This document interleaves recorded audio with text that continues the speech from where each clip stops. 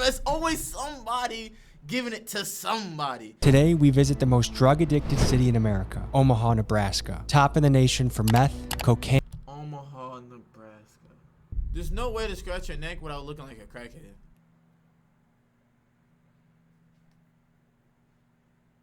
There's no way to scratch your neck without looking like you need that crack.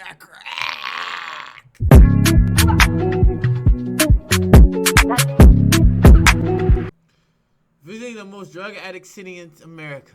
Tie me to the mother in Jeep. Alright. What does your first hit of meth feel like? Superman. Now we are seeing students as young as first grade who have had drug issues. So what percent of guys that are slaying you think waste their I just assume everybody.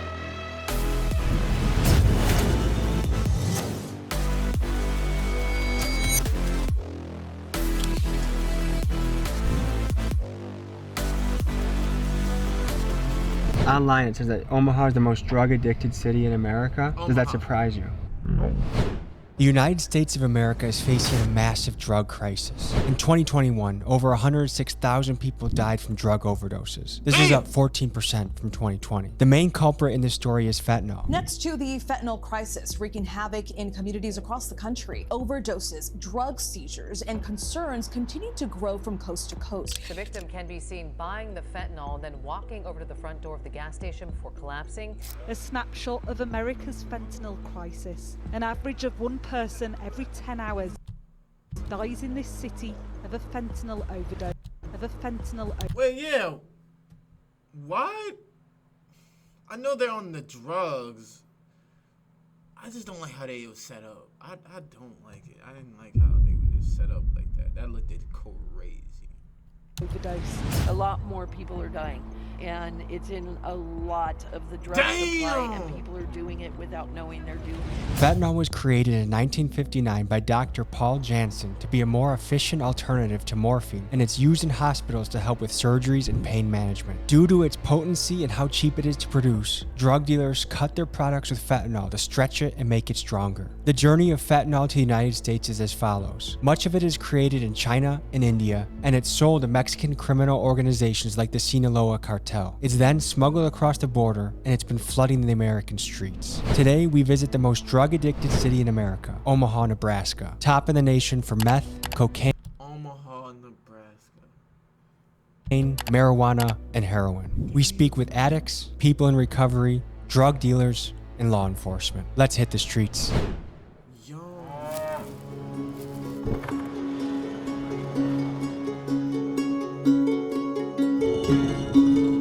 First, we stop at University of Nebraska, Omaha to speak with Coalition RX, a nonprofit dedicated to reducing drug use. Ladies and gentlemen, Carrie. It's nice to meet you. Nice to meet you too. We're seeing big pharma on the streets, and we're seeing a lot of drugs, mainly fentanyl. And the bad thing about fentanyl is just little grams to kill you. If you look at a drug dealer like a business operation, what's in it for them to lace things with fentanyl? It's cheap, and it gives you a good kick of high. It's one of the most dangerous drugs we've ever seen. How is fentanyl getting into this country? Does anyone know the source, where it comes from, how it gets here? The drugs are being manufactured in China, and they're being sold to the groups like Sinaloa in Mexico, and then trafficking it across the border. Federal agents found 300,000 fentanyl pills and 11 pounds of fentanyl powder. Authorities say the SUV has crossed the U.S.-Mexico border multiple times. Now we are seeing students as young as first grade who have had drug issues. Oh, big pharma, in my mind, they are the people that needed to be held accountable. They've been. Oh my God, the kids!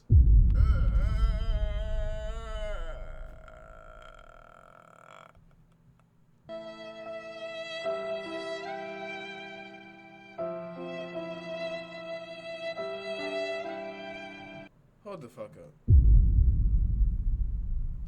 The fuck?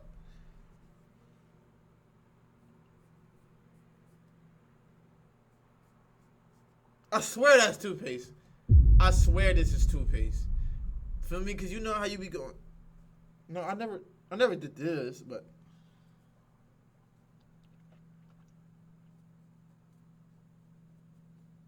off scot-free if you ask me. My son passed away when he was 18 from an accidental oxycodone overdose right here on this campus, actually. He had just finished his freshman year on a full academic scholarship here, and from what I can tell, he was experimenting with drugs, I believe because of some stress he was under with grades and different things. And he went to sleep one night after getting some oxycodone from another student, and he didn't wake up that morning. If we meet a drug dealer today that bolsters his business with fentanyl, what would be your message to that drug dealer? What would you like to say to him? Well, I want them to think about their own child or their niece or nephew or the kid next door. Would they want that kid's life to end because of what they're doing to make a buck? They're killing people's kids. Addiction is giving up everything for one thing, but recovery is giving up one thing for everything. How many people in this room is either at... That was tough. That was tough, Henry. I'm gonna just assume your name is Henry. You look like a Henry. That was tough, Henry. But recovery is giving up. Addiction is giving up everything for one thing, but recovery is giving up one thing for everything. How many people in this room is either at a family member or know of someone that is overdosed in their circle? Yeah. Since there's fentanyl in a lot of things, you can carry naloxone. So what you do is you put it into your nasal cavity. I don't have the test. I put this up their nose. You put this part, and then you just push down, and it will spray.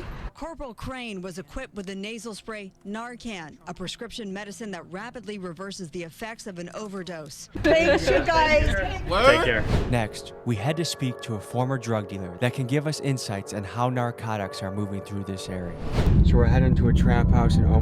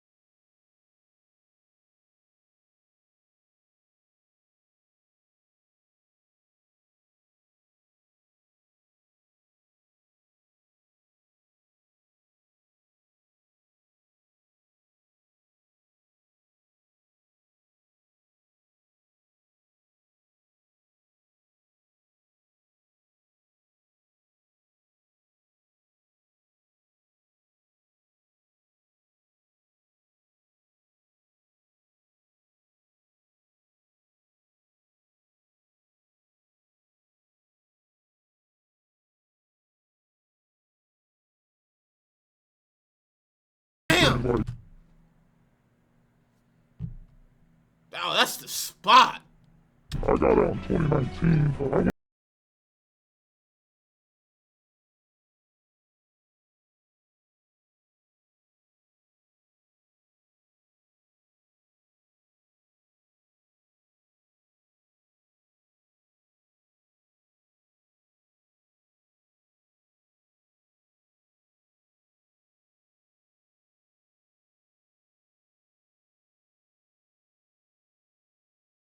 Drug overdose. What would you say to her? sorry for your loss. I mean, the person makes their own choice at the end of the day. Nobody forced them to do that. I feel sorry for them. Is there like a code on the streets, like most dealers won't deal to kids, or do you know of any guys that'll sell to a 5th grader or a 6th grader? I think if anybody got the money, anybody gonna serve it. I'm gonna be honest with you. If you could retire from this profession, what would you get into? Drug don't got an age limit.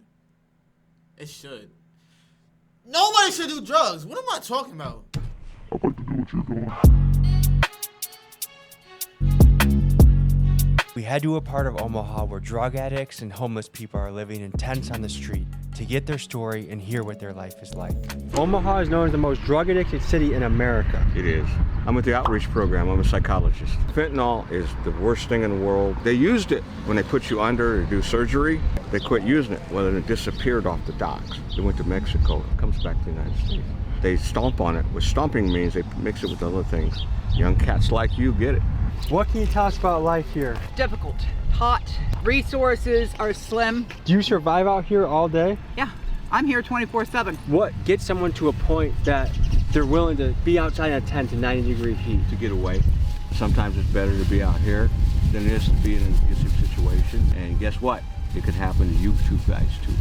What's the drug that's running through Omaha right now? Meth, crack, there's some cocaine and weed.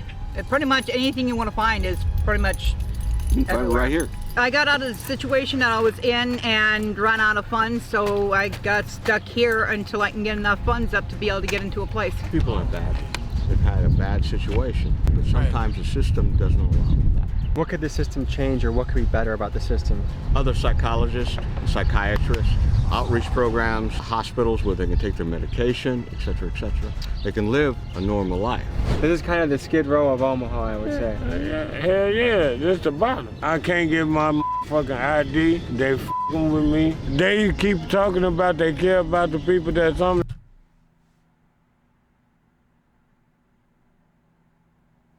They don't want you to put your things up nowhere. Why?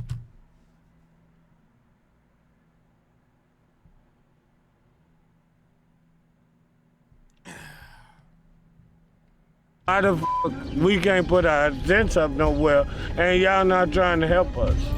I had suspicions about this guy, so I called the Sienna Francis house to see if he worked there. They said he was not a psychiatrist on staff. He was a patient. Today we meet John, a former addict helping other people on the path to recovery outside the Sienna Francis house, which is a place leading the charge in helping the homeless, but also one of the highly concentrated areas of drug addicts in the city. It's a sketchy place that plays a central role in this story. The most drug-addicted city. Chat, random thought. There's no way to scratch your neck without looking like a junkie. There's no way to scratch your neck without looking like a crackhead.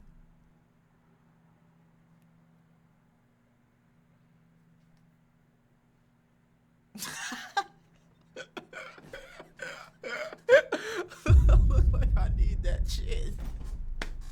There's no way to scratch your neck without looking like you need that crack.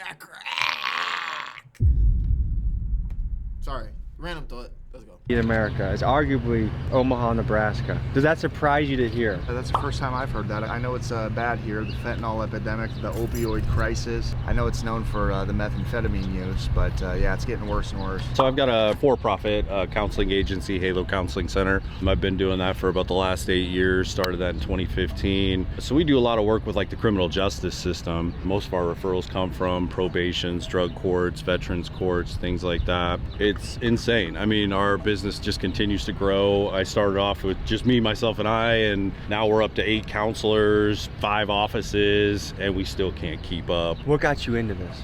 So I got my own history. In 2006, I was out on the streets smoking meth. I was involved in a raid September 11, 2006, and was arrested, charged with conspiracy to distribute 500 grams of meth. So I was just with the guy that was doing it, basically. I was his right-hand man, so. That's where it started for me, where my sobriety got started, was that treatment facility right there. Used to be a lot of tents out here. If we end up walking down farther that way, you'll see a lot of tents and everything where the people choose not to go into the shelter. You know, they're either not ready yet or it's just not for them. How did you become sober? I got arrested, which is my sober date, August 26th of 2020, and arrested for methamphetamine. I went to jail for 6 months, and I've been battling drug addiction for probably the last 10 years. And so I was arrested, sat in jail for 6 months. I came over here. I was here for 7 months, and then went to the halfway house, and then just been trying to get my life back together slowly but surely. It seems like jail is a lot of people's sober day. Yeah, absolutely. Some sort of higher power, man, that gave me the option to do a program that we offer here, and if I graduate that program, I get the felony removed from my records. Once I got into jail, it was almost a sense of relief because I had attempted sobriety, some feeble attempts, didn't really reach out to get any real help. Then when I was charged federally, then it just became a fear factor. Once you see the United States of America versus John Sapensky, that tends to tighten some things up in the old body there. What does your first hit of meth feel like? Superman, euphoria, energy. I was at work, I was mowing lawns, and I had a hangover from the night before, and my boss was like, dude, what's wrong? What's going on, man? Usually, you're doing a good job at work. Man, I got a hangover, I feel like crap, whatever. He's like, go talk to my brother. So I went and talked to the brother. He pulls up. His boss? offered him to his brother that had drugs. Wait a minute. Yo, boss. What does your first hit of meth feel like? Superman, euphoria, energy. I was at work, I was mowing lawns, and I had a hangover. Euphoria. From the night before, and my boss was like, dude, what's wrong? What's going on, man? And I had a hangover from the night before, and my boss was like, dude, what's wrong? What's going on, man? Usually, you're doing a good job at work. Man, I got a hangover, I feel like crap, whatever. He's like, go talk to my brother. So I went and talked to the brother. He pulls out a bag of meth, took a big old snort, and I'm mowing lawns like nobody's business. I'm running around with a weed eater and just tearing people's lawns apart. It was glorious. So it started out pretty innocent. Yeah, within weeks, I'm staying up for days on end. It's 3 o'clock in the morning. I got to work at 6. I need to get more dope. Can't find any more dope. Can't go to work. And the cycle began. My first experience with it was I was using marijuana at the time, and my friend came over, and I took a hit of meth, and it really didn't do anything for me then. I don't know if it was because I was already prescribed amphetamines, legal amphetamines. And then years down the road, after I got into some trouble in a different city, I was on probation and I was kind of trying to be clean, and a girl said to me that I was seeing at the time, she said, well, this will make sex better. Of course, I'm all for it. If it's gonna make sex better, why not?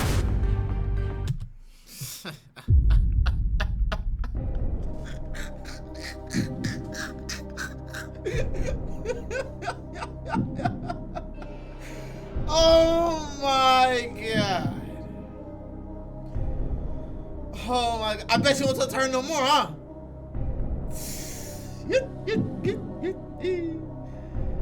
Oh my God.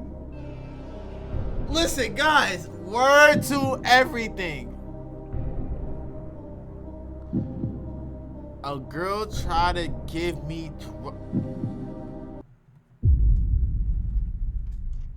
If y'all want the story time, let me know, cause I can relate. Let's just say that. I didn't take it!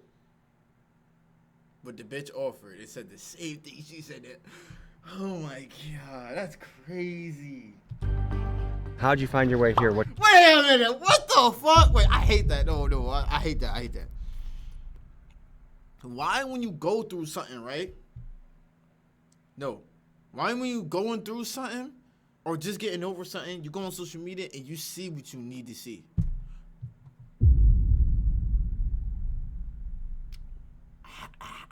Like, who's listening? Who the fuck is listening? Like, somebody's listening. What's your story? I got in trouble with the law. I was addicted to meth for like 13 years. When was your first introduction into meth? How'd you start that? When I was 16 years old. I used to drink a lot with my friends and stuff, and I got introduced to it one night. It was like something to just stay awake, to party more, and then it became like an everyday thing. I went to jail. How long did you serve? I was in there for 3 months. Did that help you on the road to sobriety? If I would have got out and just went back on the streets, I'd probably be back on drugs right now. What should the punishment be for?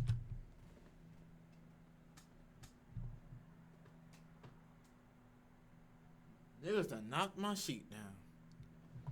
For a dealer that's selling people meth? Definitely jail time. What was the low point of your meth journey? Right before I came here, I lost custody of my girls. I lost the love of my life. I'm facing like 17 years in prison right now. It's Damn!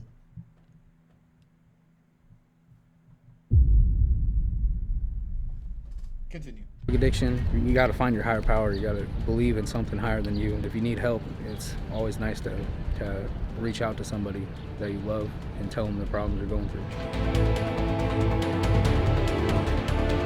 Our next stop is talking to drug dealer Shakedown, who is currently facing federal time for her narcotics operation. We wanted to talk to someone that had hands-on experience with fentanyl. Here's what we learned. How would you describe yourself? Just try to get $1, take care of my people. So what are you currently up against right now? Facing about 9 to 10 years, manufacturing methamphetamine, fentanyl, cocaine. I've spent 5 years already in prison. This is federal time, so it's gonna be different. Do you think there's any shot of beating the case, or what are you looking at? No, I don't think so. It's nothing that's gonna stop me from going to prison for some time. I didn't start, really hustling, like selling narcotics and whatnot until 3 years ago. 4 years ago. Before that, I was hitting licks, like robbing people, going to people's cars, going to people's houses, you know what I mean, doing what I could to just stay afloat. I was introduced to selling drugs, and I was like, damn, I ain't gotta beat nobody up no more. I ain't gotta do all this. You know what I mean? Yeah. I ain't gotta do all this, put my life at risk, put your life at risk. You know what I mean? You put people through that, you put people's kids through that. Have you ever? You are putting people's lives at risk when you sell them drugs. Just to let you know that. Ever felt bad for a customer? Before I ever started selling fentanyl, I lost my girlfriend. My girlfriend before this, I didn't give a f***. I was like, if I'm gonna lose somebody, y'all gonna lose somebody. I kind of like numbed up after a while, like f*** it. What are the drugs that are going through Omaha right now? Like, what are the biggest drugs that people are selling? Fentanyl super heavy right now. They don't even want heroin no more. Fentanyl is synthetic heroin. That's what they're going for. They want that shit immediately. What was your childhood like? I was in the system. I was locked up. Like, I've been locked up since I was 14. What were you booked for?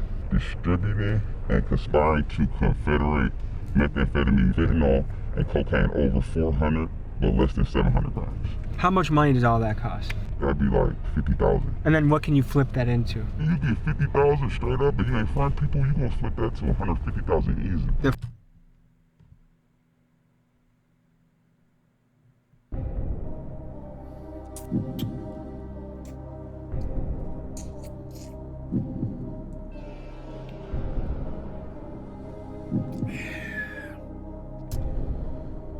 Okay.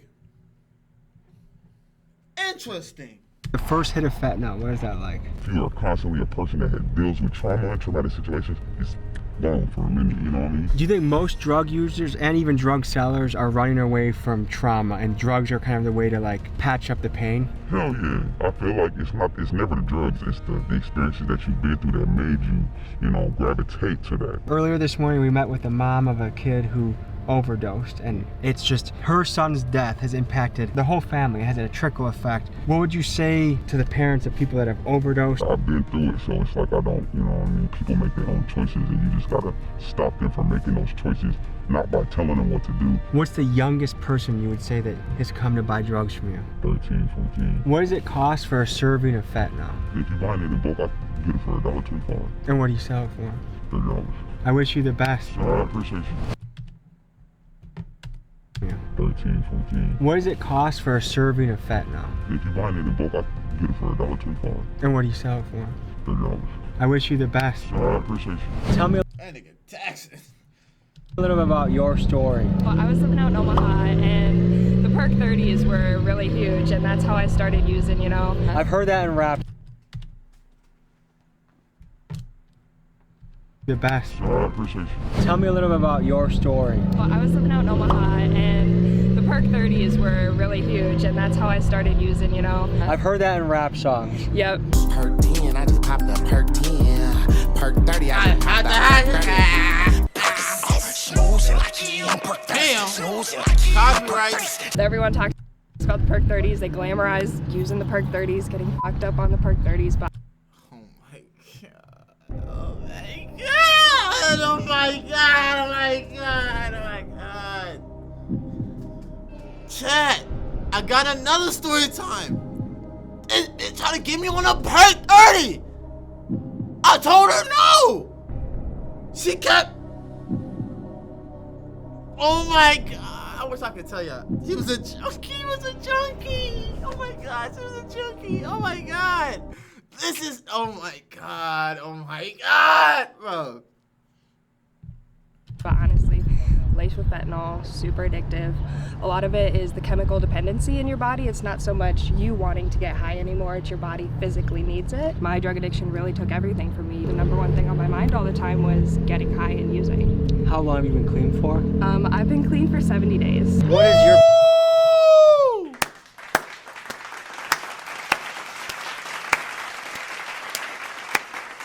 That's like 2 months and some change, right? plan to make sure you don't fall back? Those withdrawals, man, when I went through withdrawals and treatment, it felt like I was on my deathbed, you know? Couldn't sleep, I couldn't eat, I was throwing up, and that's a big reason why I feel like I can't go back, is just because I know the hold that it'll have on my life. I was spending $500 a week on my drug habit. What was rock bottom for you? I was staying in someone else's house, no money, selling my own things on Facebook, so that way I had money to get high, and even then I was maybe using one time a day and I was still really sick. Addiction doesn't discriminate, you know. People think that it's only low-class people who get addicted to drugs, but honestly, anyone can get addicted to drugs. I was very fortunate growing up.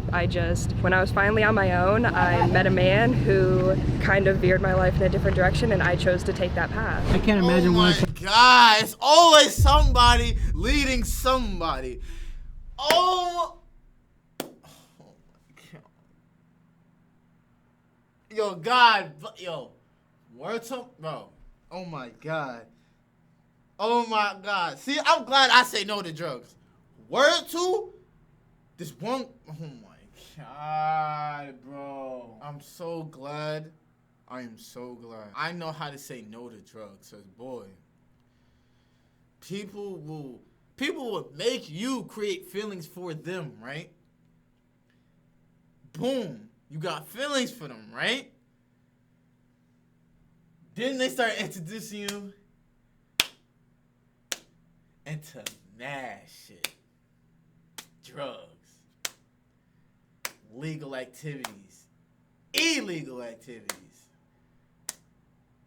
The wrong people. Next thing you know, oh my God, bro. Like, oh my God. There's always somebody giving it to somebody. It's always a close friend or your girlfriend or boyfriend. Bro, always, bro. Always, bro. I'm glad I could say, I know how to say no and stand on it. Oh my God. A bitch had a... It's like doing your job in this area. What is it like? You get used to it. I mean, that's what you signed up for, right? What would you do to help a city like this? I really don't have an answer for you. I guess you can either invest money into the incarceration side, or you can invest money into the rehabilitation side. So you gotta go for rehabilitation, right? Yeah. I mean, you want to help people as best you can. You don't want to incarcerate them for life. What percent of the calls you would say you have to answer to are drug related? Probably more than half. We appreciate what you're doing and thank you. Yeah, you all take care, all right? Bro. I ain't gonna lie.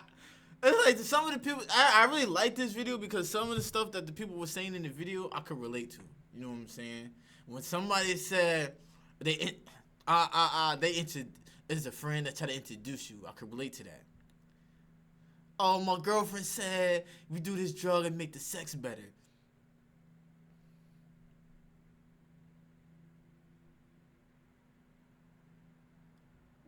Should I post my story times? Like,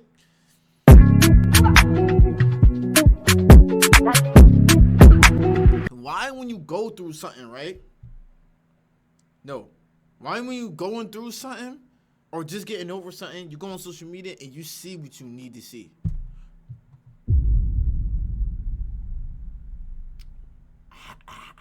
Like, who's listening? Who the fuck is listening? Like, somebody's listening.